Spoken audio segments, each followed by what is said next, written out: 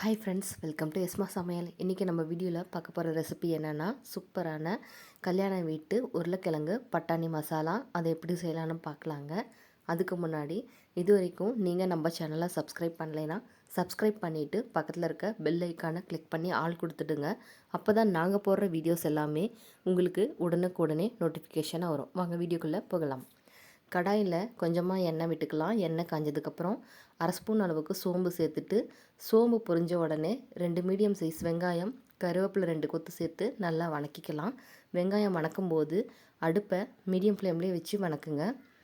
ஏன்னா ரொம்ப நம்ம ஃபாஸ்ட்டாக வச்சிட்டோம்னா வெங்காயம் சீக்கிரமாக கலர் மாறிடும், ஆனால் வேகாத இருக்கும். அதுக்காக தான் நம்ம மீடியம் ஃப்ளேமில் வச்சு வதக்கணும். இப்போது வெங்காயம் வதங்கிறதுக்காக தேவையான அளவு தூளுப்பு சேர்த்துக்கலாம். தூளுப்பு சேர்த்துனதுக்கப்புறமா கொஞ்ச நேரம் வெங்காயத்தோடவே நல்லா வதக்கி விட்டுக்கலாம். இப்போது 2 பச்சை மிளகா குட்டியாக இருக்கிறத சேர்த்துக்கிறேன். என்கிட்ட குட்டியாக இருக்கிறதுனால நான் 2 சேர்த்துருக்கேன், இல்லைன்னா 1 மட்டும் சேர்த்தா போதும். இதையும் கொஞ்சம் நேரம் நல்லா வதக்கி விட்டுக்கலாம். பச்சை மிளகா உங்களுக்கு வேணான்னா ஸ்கிப் பண்ணிக்கலாம். நான் ஒரு ஃப்ளேவருக்காக மட்டும்தான் சேர்த்துருக்கேன். இப்போ கூடவே அரை தக்காளியை மட்டும் பொடி பொடியாக நறுக்கி வச்சுருக்கேன், அதையும் அதில் சேர்த்துக்கலாம். இப்போது தக்காளியையும் வெங்காயத்தோடையே நல்லா வதக்கி விட்டுக்கலாம். இப்படி கொஞ்சம் நேரம் வதக்கி விட்டதுக்கு அப்புறமா தக்காளி நல்லா சுருண்டு வரத்துக்காக கொஞ்சமாக மஞ்சத்தூள் சேர்த்துக்கலாம். மஞ்சத்தூள் சேர்த்து பச்சை வாசம் போகிற வரைக்கும் நல்லா வதக்கி விட்டுக்கலாம்.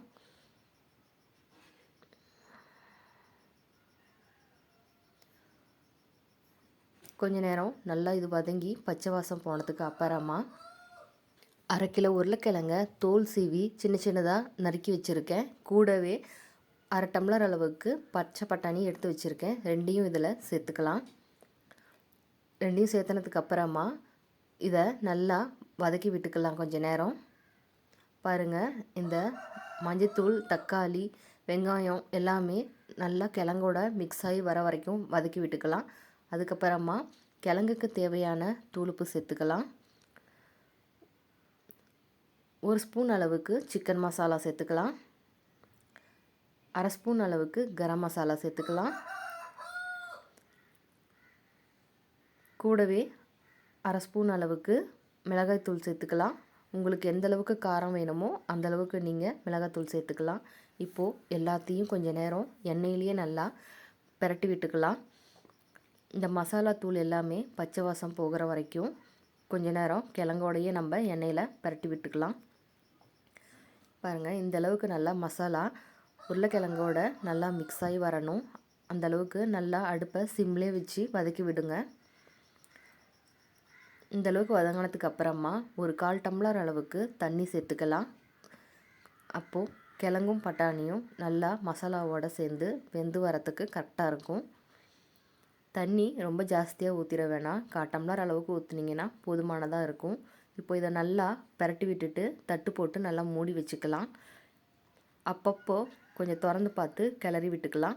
இப்போது நம்ம உருளைக்கிழங்கு பட்டாணி மசாலா சூப்பராக ரெடி ஆகிடுச்சு. இது கல்யாண வீட்டில் செய்கிற மாதிரி சூப்பரான ரெசிபிங்க.